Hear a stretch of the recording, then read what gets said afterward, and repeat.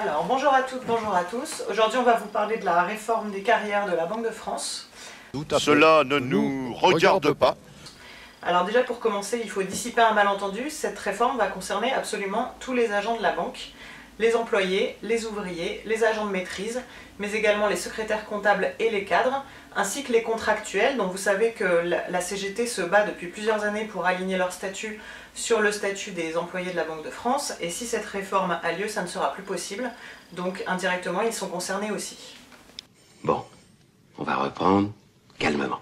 Bien, donc pour faire cette présentation, on va s'appuyer sur ce document. Donc ce document, c'est le projet carrière présenté par la DGRH elle-même de la Banque de France.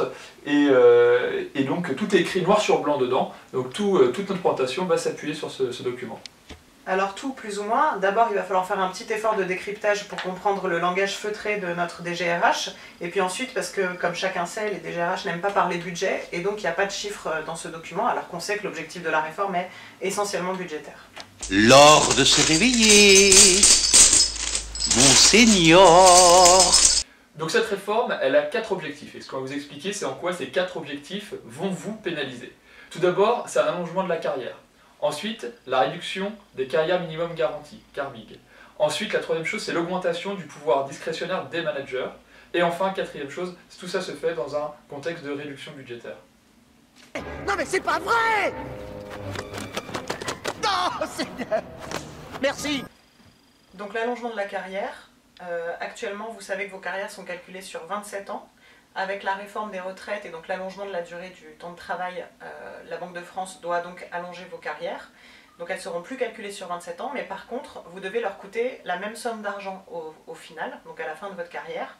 Et donc, pour arriver à cette somme constante, ils vont ralentir l'avancement. C'est-à-dire qu'aujourd'hui, votre avancement automatique, c'est tous les 2 ans. À partir de la réforme, ça sera tous les 3 ans. C'est grand, hein. On n'est pas dans la merde! Le deuxième objectif de cette réforme, c'est la remise en cause des CARMIG. Alors qu'est-ce que c'est les CARMIG? C'est les carrières minimum garanties.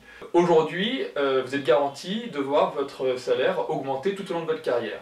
Demain, il continuera à augmenter de façon garantie en début de carrière, mais ensuite ça s'arrêtera. Ce qui fait que vous pourrez gagner le même salaire pendant 20 ans. C'est pourquoi, mes amis, si vous avez des revendications de salaire à formuler, vous m'adressez une note écrite et je la fous au panier et on n'en parle plus. Nous sommes bien d'accord? Donc maintenant on va passer au troisième point, qui est sans nul doute notre préféré, c'est la discrétion du manager. Donc aujourd'hui vous savez que vos avancements de salaire dépendent de manière très marginale des évaluations de vos managers. Demain, ce que la Banque de France veut mettre en place, ce sont des évaluations qui vont beaucoup plus impacter sur les avancements de salaire. Et donc là, sur le document de présentation, on a des schémas qui sont très éloquents. Donc vous voyez sur le schéma avant, on a des augmentations de salaire qui sont très proches les unes des autres et qui dépendent essentiellement de l'ancienneté. Et sur le deuxième schéma, donc le schéma qui est le projet de la DGRH, on voit bien qu'il y a un éventail de salaires beaucoup plus large, avec des salaires qui avancent très peu pour les personnels qui sont en bas du schéma, et des salaires qui augmentent beaucoup plus vite pour les personnels qui sont bien notés par leur manager. Ah, donc là, ils osent tout. Ils mettent directement sur leur document que les inégalités de salaire seront plus importantes, et ils sont super fiers de ça. Exact.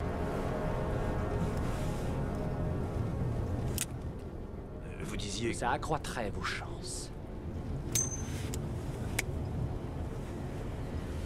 Et vous êtes un chanceux.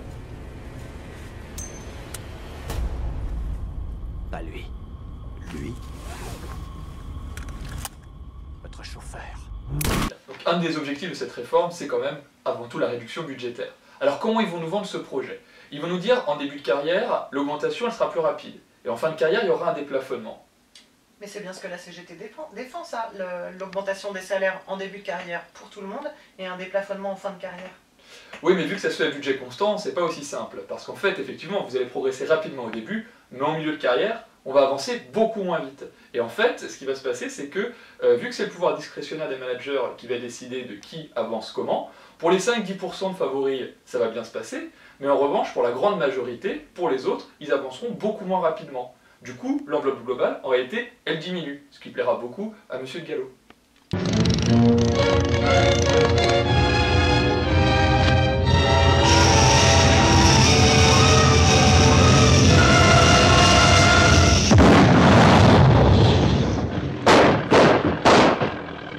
Donc vous l'aurez compris, au final ce projet c'est travailler plus longtemps pour moins de progression salariale, moins d'argent et des avancées à la tête du client. Alors nous, contre ce projet, on se mobilise!